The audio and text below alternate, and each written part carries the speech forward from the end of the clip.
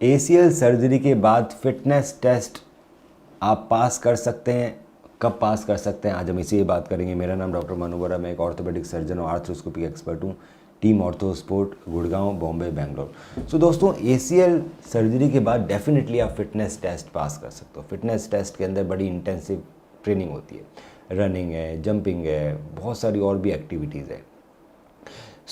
ये जानना बहुत ज़रूरी है दोस्तों कि आपको भागने और फिटनेस टेस्ट पास करने के लिए सिर्फ एसीएल की ज़रूरत नहीं होती है। एसीएल सिर्फ एक लिगामेंट है पूरी पैर के अंदर। आपका पाँव भी है, आपकी काफ भी है, आपकी थाई मसल्स भी है, आपका कार्टिलेज भी है, मेनिस्कस भी है, पीसीएल, एमसीएल, एलसीएल, कार्टिलेज, हज़ार तरह की चीज़ें ऊपर से नीचे तक पूरे पैर में जिसकी सबकी ज़रूरत है, उसमें से एक ही पार्ट है एसीएल। एसीएल सर्जरी कर दी और एसीएल ठीक है, इसका मतलब ये नहीं है कि आपका पूरा पैर ठीक हो गया है। जब एसीएल इंजरी होती है दोस्तों, एसीएल इंजरी के साथ साथ कई बार और बाकी इंजरीज भी हो जाती है। उन सब को भी ठीक करना ज़रूरी है फिटनेस टेस्ट पास करने के लिए। अगर सिर्फ आइसोलेटेड एसीएल इंजरी हुई और कोई और इंजरी नहीं हुई है, तो भी एसीएल इंजरी और एसीएल सर्जरी की वजह से आपकी मांसपेशियाँ बहुत पतली पड़ जाती है, आपकी मांसपेशियाँ बहुत कमज़ोर हो जाती है। तो एसीएल सर्जरी के बाद जब तक आपकी मांसपेशियाँ मजबूत नहीं होगी, और एसीएल सर्जरी के सक्सेस रेट मतलब एसीएल भी अच्छा बनाए, एनाटॉमिकल बनाए। एनाटॉमिकल मतलब है कि जहाँ पे एसीएल बनना चाहिए वहीं बनाए, टेढ़ा मेढ़ा नहीं बनाया है। एसीएल बनाने के बाद वो ढीला नहीं हुआ है, लंबा नहीं हुआ है, रीटियर नहीं हुआ है, उसके बाद आपकी जो मांसपेशियाँ हैं वो भी मजबूत हैं, वो बैक टू स्पोर्ट्स के लायक है, तभी आप फिटनेस टेस्ट पास कर पाओगे, नहीं तो नहीं कर पाओगे। कब तक फिटनेस टेस्ट पास कर पाते हैं वो डिपेंड करता है दोस्तों दो चीज़ों पे कि पहली चीज़ आपकी कौन सी सर्जरी हुई है। अगर हम कन्वेंशनल सर्जरी की बात करें जिसके अंदर स्क्रूज और बटन्स का यूज़ होता है, इसके अंदर जो नया जो लिगामेंट बनता है, आपका जो एसीएल बना है वो आपके हैमस्ट्रिंग टेंडन या क्वाड्रिसेप्स या किसी और टेंडन से बनाया जाता है, और उसको मजबूत होने के लिए 6 महीने लगते हैं। तो अगर किसी चीज़ को मजबूत होने के लिए 6 महीने लग रहे हैं, तो 6 महीने तक कोई भी इंटेंसिव एक्सरसाइजेज पेशेंट नहीं करता है, रनिंग नहीं करता है, और भी हैवी एक्सरसाइजेज नहीं कर पाता है, क्योंकि उससे उसके लिगामेंट को डैमेज होने के चांसेस बढ़ जाते हैं।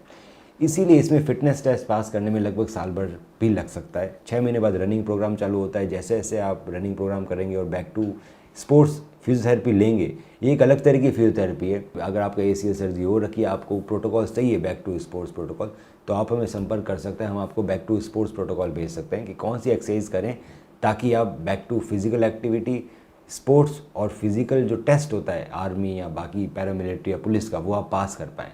वो एक्सरसाइजेज करने के बाद ही आप एलिजिबल होंगे वो पास करने के, अदरवाइज़ आपके लिगामेंट में दोबारा इंजरी हो सकती है और आपकी परफॉर्मेंस भी इतनी अच्छी नहीं होगी। इसीलिए कन्वेंशनल स्क्रू सर्जरी में काफ़ी लंबा टाइम लग जाता है, क्योंकि उसको 6 महीने तक हमें बचा के रखना पड़ता है। वहीं अगर सर्जरी आपकी एसीएल रिपेयर हुई है विद इंटरनल ब्रेस, रिपेयर मतलब हमने नया नहीं बनाया है, हमने उसी एसीएल को रिपेयर कर दिया, साथ में फाइबर टेप इंटरनल ब्रेस लगाया, तो इसमें दोस्तों हड्डी बहुत ही कम करती है, बिल्कुल छोटा छेद होता है सिर्फ फाइबर टेप जाने के लिए। इसमें आपके टेंडन को निकालने की ज़रूरत नहीं पड़ती है, तो हम और ज़्यादा डैमेज नहीं बढ़ाते हैं। हम आपके ओरिजिनल एसीएल को ही रिपेयर करते हैं।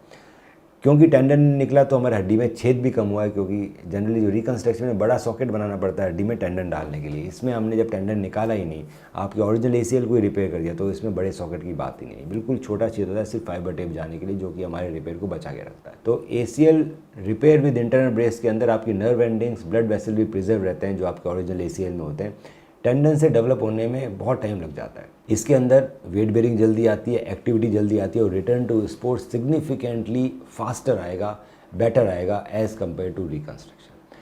अगर आपका ACL reconstruction with fibre tape internal brace हुआ है, क्योंकि ये भी fibre tape internal brace surgery है, इसके अंदर भी रिटर्न टू स्पोर्ट फास्टर आएगा, क्योंकि हमारे आपके नए एसीएल पे फाइबर टेप इंटरनल ब्रेस का प्रोटेक्शन दे दिया।